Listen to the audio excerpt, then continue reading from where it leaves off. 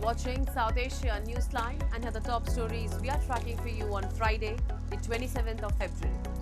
PM Modi outlines policy roadmap for developed India at post-budget webinar. Canada's PM Carney visits India to boost trade, mend ties. And Pakistan in open war with Afghanistan, says Defence Minister.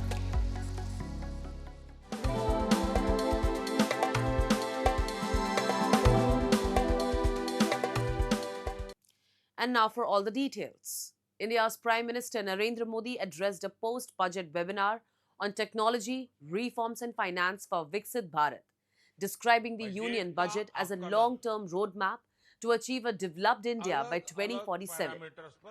He said the focus remains on infrastructure expansion, ease of doing business and transparency, which he termed key pillars for providing lasting strength to the economy. Highlighting a sharp rise in public capital expenditure from about rupees 2 lakh crore 11 years ago to nearly rupees 12 lakh crore in the current budget, Modi called it a strong signal for private sector participation. He stressed that reforms must be judged by their impact on the ground rather than announcements, urging greater use of AI, blockchain and data analytics to boost transparency and accountability. The Prime Minister also emphasized strengthening project appraisal systems, deepening bond markets and making foreign investment frameworks more predictable and investor-friendly. He called for closer collaboration between government, industry and financial institutions, urging stakeholders to prioritize swift and effective implementation of the budget. मेरा सुझाव है कि हम एक स्पष्ट reform partnership charter विकसित करें। यह गवर्नमेंट, इंडस्ट्री, फाइनेंशियल इंस्टीट्यूशंस और एकेडेमिया का साझा संकल्प हो।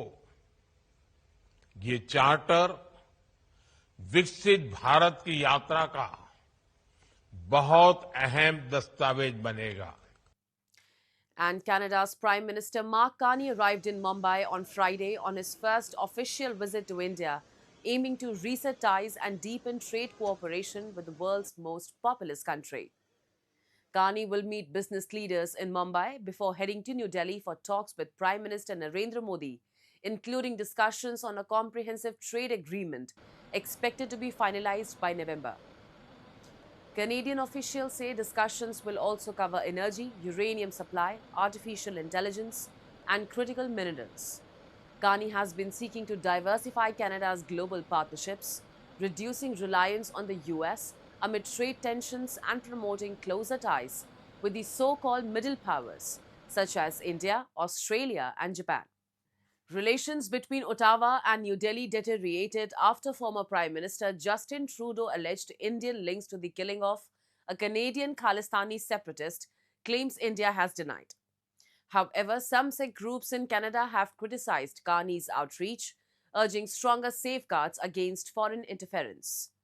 After India, Carney will travel to Australia and Japan as part of his broader Indo-Pacific push.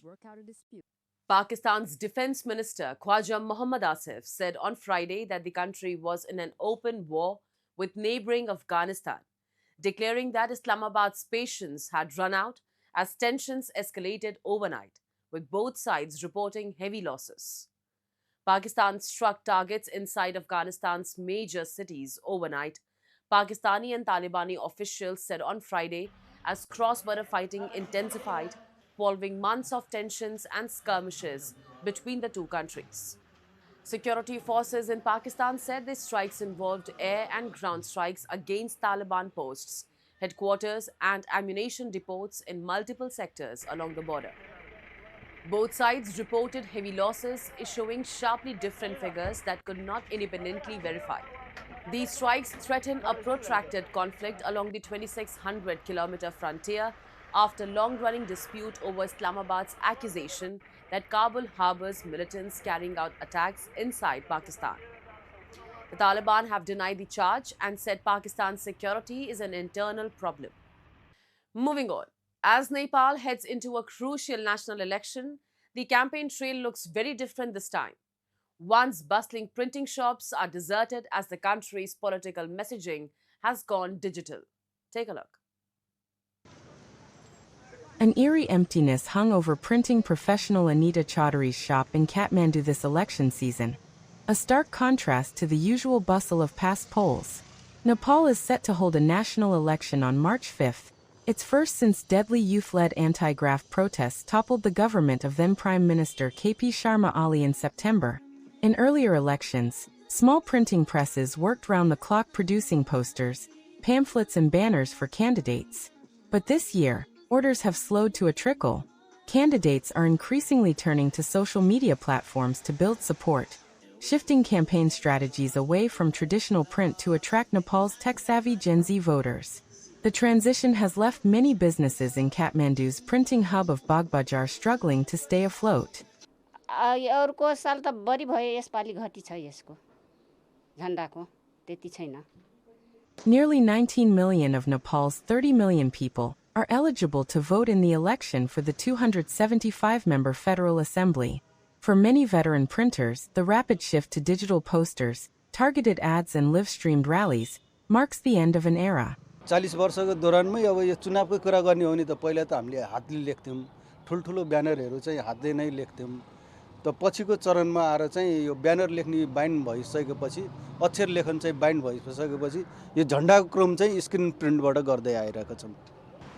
On the campaign trail, Nepal's biggest political parties are vowing to address unemployment and curb the outflow of workers that accelerated after the country liberalized its economy in 1991 and private recruitment agencies expanded overseas placements. As parties adapt to a new digital-first campaign style, experts say the broader shift reflects changing media consumption habits and tighter election regulations on campaign materials. It is turning to be digital in election campaigning by all political parties and the candidates. There are two reasons behind it. One is that Election Commission Nepal has prioritized digital campaigning rather than the pamphletings and other traditional media campaignings. And the other thing is that there is a big impact of social media and digital media products, and the consumption pattern is very high. And a court in Bangladesh on Thursday ordered authorities to seek an Interpol red notice against British lawmaker and former minister Tulip Siddiq over alleged corruption linked to a private real estate project in Dhaka. The order came after the Anti-Corruption Commission petitioned the court for international assistance in securing her arrest.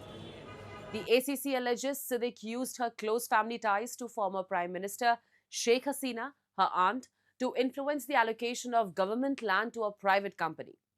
Siddiq has repeatedly denied the allegations, calling earlier verdicts against her as flawed and farcical, and has maintained that she is a British citizen, not a Bangladeshi national.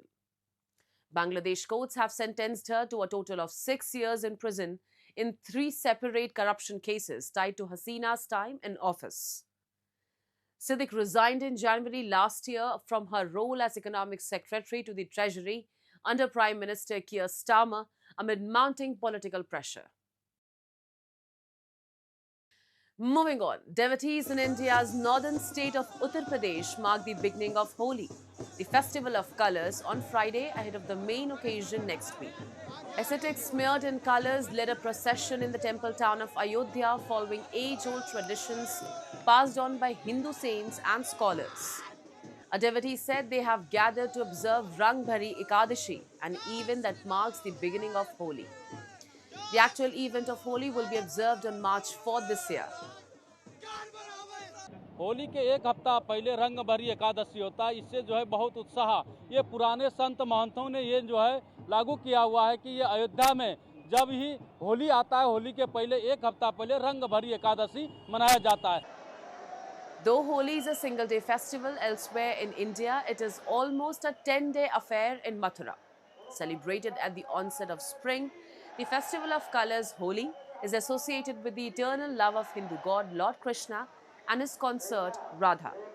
The festivities include dancing, singing and smearing each other with a splash of colours. That's all in tonight's edition. We will see you same time next week. Have a great weekend. Good night.